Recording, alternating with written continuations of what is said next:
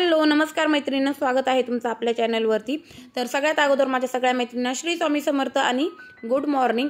तर मैत्रिणींनो, सकाळची वेळ होती आणि ही केटल जी ती मी काचेची केटल परचेस केलेली आहे मीशोवरनं।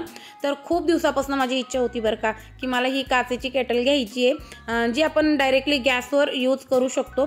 खूप ज्या यूट्यूबर आहे त्यांच्या व्हिडिओमध्ये बघितलं होतं ही जी काचेची केटल आहे ना ते यूज करता आणि खूप दिवसांपासून ते यूज करते, व्यवस्थित चालते। तर मीही यावेळेला डेअरिंग करून ही केटल जी ती ऑर्डर केली। कालच केटल आलेली होती, पण काल अनबॉक्सिंग न करता मी आज तुमच्यासोबत याची अनबॉक्सिंग करत आहे। तर मी मीशोवरनं ही केटल घेतलेली आहे। 1.25 लिटरची हिची कॅपॅसिटी आहे। 420 रुपयाला मला ही केटल जी ती पडलेली आहे। हिला मस्त असं जे वुडनचं लीड असतं ना ते आहे, त्याला पकडायला सुद्धा छान अशी वरती एक मोठा असा डायमंड दिलेला आहे।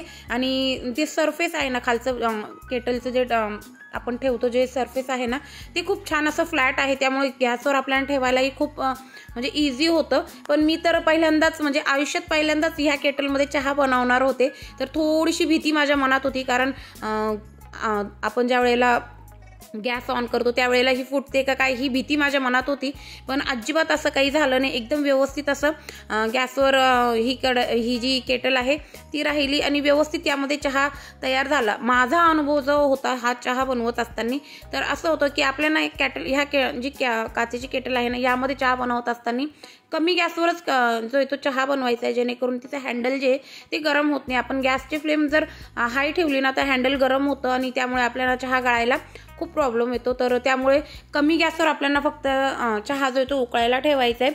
आणि एकंदर माझा अनुभव सांगाल तर मी आता 7-8 दिवसापासून ही केटल वापरते। खूप छान अशी केटल आहे।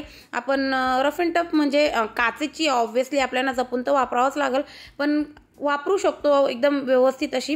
आणि हिला स्ट्रेनर सुद्धा लावायची गरज नाही, या केटलला स्ट्रेनर सुद्धा आहे, पण मी तरी सुद्धा थोडंसं एकदम फाईन अशी चहापत्ती येते ना त्यामुळे मी चहाच्या गाळणीने सुद्धा गाळून घेतलेला आहे।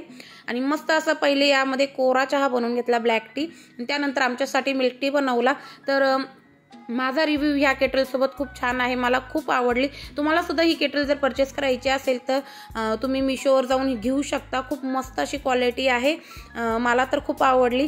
तर आजचा ब्लॉग तुम्हाला कसा वाटला मला कमेंट करून नक्की सांगा आणि आपलं चॅनल नक्की सबस्क्राईब करा। चला तर मग भेटूया पुढच्या व्हिडिओमध्ये, तोपर्यंत बाय बाय, टेक केअर।